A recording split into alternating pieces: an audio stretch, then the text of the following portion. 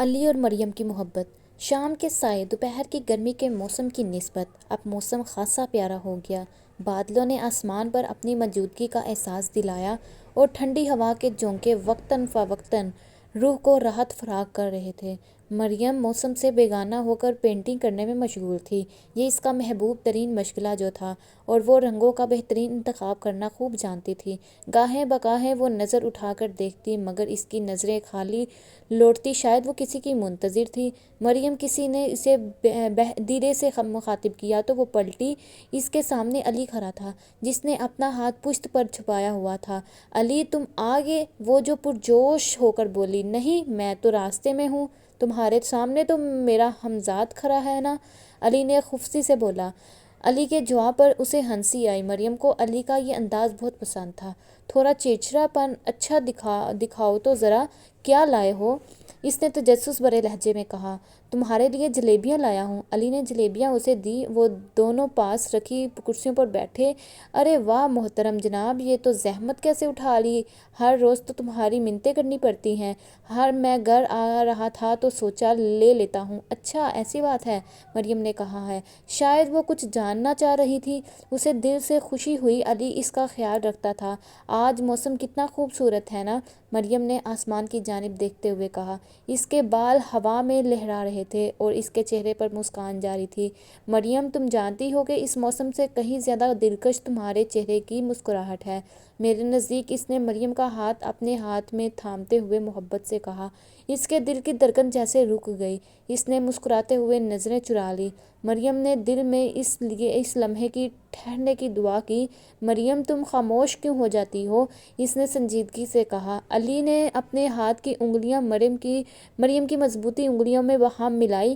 ان دونوں میں محبت بھری نظروں کا تبادلہ ہوا۔ کیونکہ جب میں تمہیں سنتی ہوں تو میرے پاس الفاظ ختم ہو جاتے ہیں علی، مگر میری خواہش ہے کہ تم اپنے جذبات کا اظہار کرو جو تم میرے لیے محسوس کرتے ہو۔ مریم نے اس التجا آمیز نظروں سے کہا۔ تم جانتے ہو علی، مریم نے اپنا ہاتھ کھینچ لیا، میں کیا چاہتا ہوں؟ یہی کہ تم میری بچپن کی محبت ہو۔ مریم کی آنکھیں بھر آئیں۔ علی کی مسکراہٹ گہری ہوئی کیونکہ مریم کا اقرار کسی نعمت سے کم نہیں تھا اس کے لیے۔ اور تم اہل محبت ہو مریم؟ علی مریم کے آگے بے بس ہو گیا۔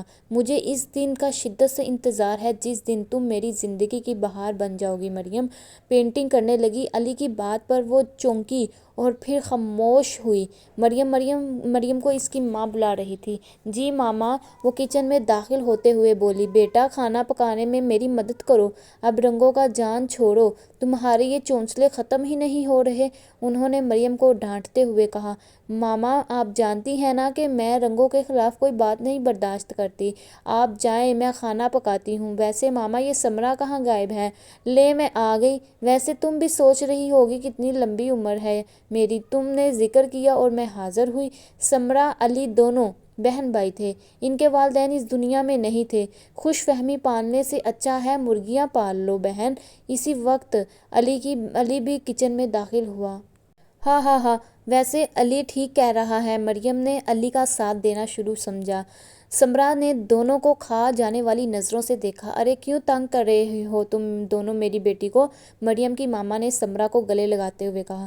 مرغیاں پالنے کی کیا ضرورت ہے، میں نے 2 آستین کے سانپ پالے ہیں، سمرا بھی ہنستے ہوئے بولی۔ سمرا تم کب لے رہی ہو پھر مرغیاں؟ ان کے انڈے تو میں پکا کر کھاؤں گی، مریم نے مصروف انداز میں کہا۔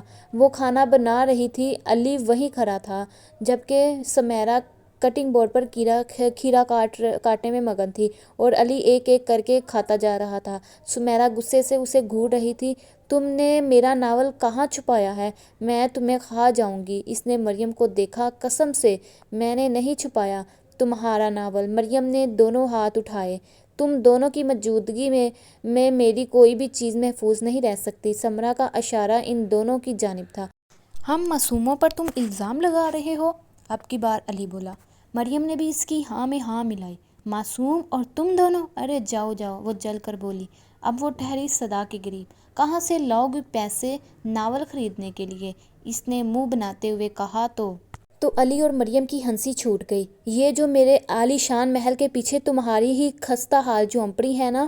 علی نے تنزیہ کیا۔ ہاں ہاں ہاں، مریم نے کہا لگایا، جبکہ سمیرہ بھی ہنسنے لگی۔ میرا پیکج کروا دو پلیز، اللہ تمہارا بھلا کرے گا بھائی، سمرہ نے التجا کرتے ہوئے کہا۔ علی میرا بھی کروا دینا، مریم بھی بول پڑی۔ تم دونوں نے تو مجھے ہیلپ لائن سمجھ رکھا ہے، کبھی خود بھی کر لیا کرو اپنے کام۔ علی خفگی سے بولا۔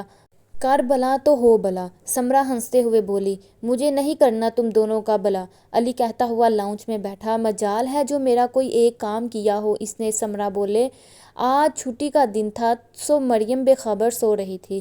سمرہ اس کے کمرے میں داخل ہوئی اور اس کے کان کے قریب آ کر بولی، مریم صاحب آپ کے بیدار ہونے کا وقت ہوا جاتا ہے، چاچی جان آپ کو بلا رہی ہیں۔ جھٹ سے آنکھیں کھول دی اور اٹھ بیٹھی۔ یار کبھی تو سکون سے سونے دو، آج تو چھٹی ہے۔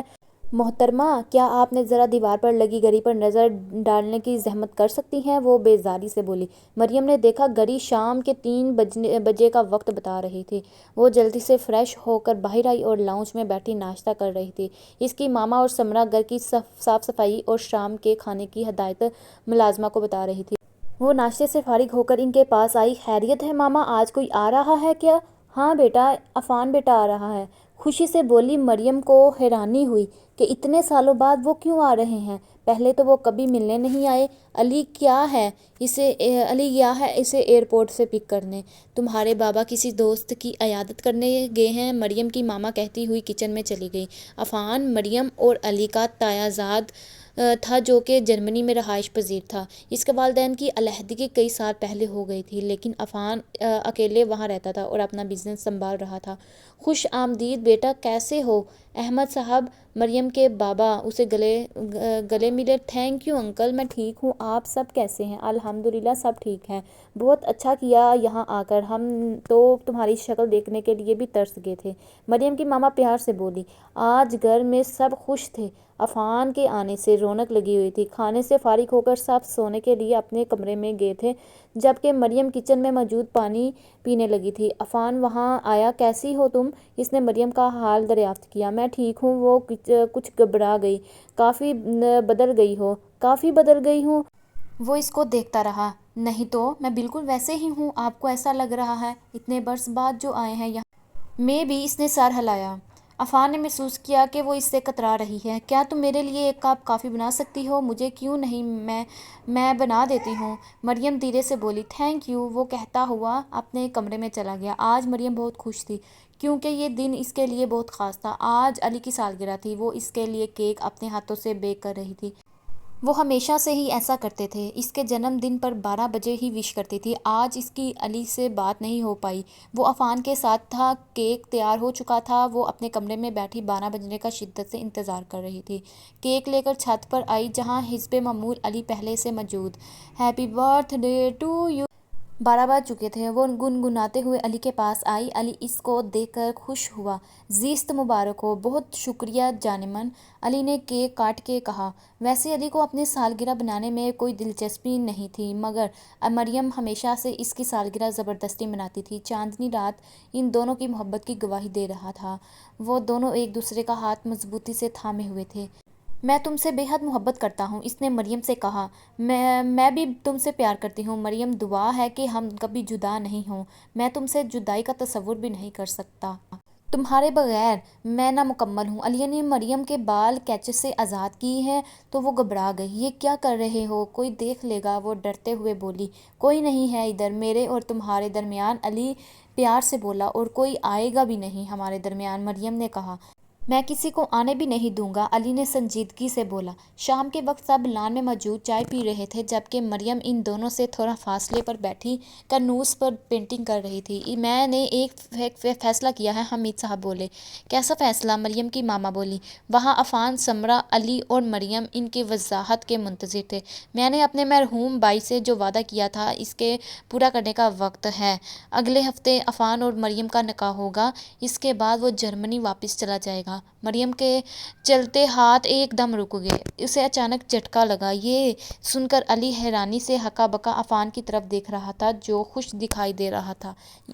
یہ تو بہت اچھا فیصلہ کیا ہے آپ نے، میں کل ہی تیاری کرتی ہوں، مریم کی ماما نے کہا۔ سمرہ کی نظر علی پر پڑی جو صدمے میں تھا۔ اسے دکھ ہوا، وہ جانتی تھی کہ علی اور مریم ایک دوسرے سے محبت کرتے ہیں۔ علی وہاں سے فوراً چلا گیا، ایک نظر مریم پر ڈال کر۔ مریم کی آنکھیں نم ہو گئی تھیں۔ یہ کیا ہو رہا ہے مریم، کیا تم مجھے بتا سکتی ہو؟ علی مریم کے کمرے میں داخل ہوا، وہ سر جھکائے خاموش بیٹھی تھی۔ مجھے کچھ سمجھ نہیں آ رہا، یہ کیا ہو رہا ہے؟ میں نے کبھی ایسا خواب میں بھی نہیں سوچا۔ یہ عفان کہاں سے آ گیا ہمارے درمیان؟ کیا سب کو نہیں معلوم کہ میں تمہیں چاہتا ہوں؟ علی غصے میں تھا۔ یہ بابا کا فیصلہ ہے، مجھ پہ چلانے سے کیا ہوگا؟ تم اس شادی سے انکار کرو گی؟ تم نے جیسے اس نے مریم کو حکم دیا۔ مریم خاموش رہی، اس کی آنکھوں سے آنسو بہنے لگے۔ میں بابا کو مایوس نہیں کر سکوں گی، وہ بے بسی سے بولی۔ علی نے اپنے ہاتھ سے مریم کے آنسو صاف کیے اور خاموشی سے باہر نکل گیا۔ مریم کو یوں محسوس ہو رہا تھا جیسے پل بھر میں اس کی رنگین دنیا اجڑ گئی۔ اس کو معلوم نہیں تھا کہ اس کے بابا نے کوئی وعدہ کیا تھا تایا سے۔ اس کا نام بچپن سے عفان کے نام سے جڑا ہوا تھا، مگر یہ بات اس کے والدین کے علاوہ کسی کو معلوم نہیں تھی۔ وہ لا علمی میں اپنا دل علی کے ہاتھ کر چکی تھی۔ سمرہ اس کے پاس آ کر بیٹھی تھی، لیکن اس میں بھی ہمت نہیں تھی کہ وہ مریم کو کوئی تسلی دے۔ مریم کے ساتھ ساتھ اس کا بھی دل ٹوٹ چکا تھا۔ اس نے خیالی دنیا میں فقط عفان کو چاہا تھا، مگر شاید قدرت کو کچھ اور منظور تھا۔ نکاح کا دن بھی آ پہنچا تھا۔ چونکہ عفان کا بیرون ملک اپنا کاروبار تھا، وہ صرف نکاح کرنا چاہتا تھا، غیر ضروری رسموں میں اسے کوئی دلچسپی نہیں تھی۔ ماشاءاللہ، بہت حسین لگ رہی ہو، سمرہ نے مریم کے سر پر دوپٹہ ڈالتے ہوئے کہا۔ آج مریم دلہن کے روپ میں شہزادی لگ رہی تھی، لیکن اس کی آنکھیں اداس تھیں۔ بے حد پیاری لگ رہی ہو۔ وہ آئینے کے سامنے بیٹھی تھی جب علی اس کے پاس آ کر کھڑا ہوا۔ مریم اٹھ کر اس کے پاس آئی۔ علی، میں تمہارے بنا نہیں جی سکتی۔ اس کی آنکھیں نم ہوئیں۔ میرا نام کسی اور کے نام سے منسوب کر دیا گیا تھا، مگر دل تم سے وابستہ ہے۔ تمہاری مہندی کا گہرا رنگ آیا ہے۔ علی نے اس کے ہاتھ میں لگی مہندی کو دیکھا۔ پلیز علی، مریم رونے لگی۔ یہ ہماری آخری ملاقات ہے، علی بولا۔ اسے ایسا محسوس ہوا جیسے اس کے دل نے کام کرنا چھوڑ دیا ہے۔ مولوی صاحب آ چکے تھے، نکاح پڑھوانے کا وقت ہو گیا تھا۔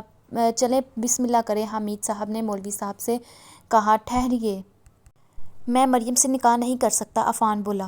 تو وہاں موجود سب لوگ حیران رہ گئے کہ اچانک کیا ہو گیا ہے۔ عفان بیٹا، یہ کیا کہہ رہے ہو؟ انکل، مریم اور علی ایک دوسرے سے محبت کرتے ہیں، میں ان کے درمیان حائل نہیں ہو سکتا۔ پہلے ان دونوں کا نکاح ہوگا، پھر میرا اور سمرہ کا۔ آپ کو یہ منظور ہے؟ مجھے کوئی اعتراض نہیں، جیسے تمہاری خوشی۔ علی اور مریم کی محبت جیت گئی، ہمیشہ کے لیے ایک دوسرے کے ہو گئے۔ وہ دونوں خدا کا شکر گزار تھے کہ قدرت نے ان کے حق میں فیصلہ سنایا اور سمرہ کو اس کی خاموش محبت مل گئی، اور ان دونوں نے اپنی زندگی کے اس سفر کا بہترین آغاز کیا۔ عفان نے نکاح کے روز علی اور مریم کی ساری گفتگو سن لی تھی، اور اس نے اعلیٰ ظرفی کا مظاہرہ کرتے ہوئے راستے سے ہٹنے کا فیصلہ کیا اور یہ ثابت کیا کہ محبت کرنے والوں میں دلی وابستگی اور ذہنی ہم آہنگی اولین ترجیح ہے، جبکہ دوسروں کی صورت میں صرف سمجھوتا کرنا پڑتا ہے۔ وقت پر بہترین انتخاب ہی زندگی بدل سکتی ہے۔ اگر آپ نے میرا چینل سبسکرائب نہیں کیا تو ابھی سبسکرائب کریں۔ مجھے کہاں سے سن رہے ہیں، اپنا نام اور اپنے شہر کا نام ضرور بتائیے، تاکہ کہانی کے شروع میں آپ کا نام دے سکوں۔ ملتے ہیں ایک نئی ویڈیو میں نئی کہانی کے ساتھ۔ اپنی دعاؤں میں یاد رکھیں۔ مجھے اجازت دیجیے۔ اللہ ہمارا حامی و ناصر ہو۔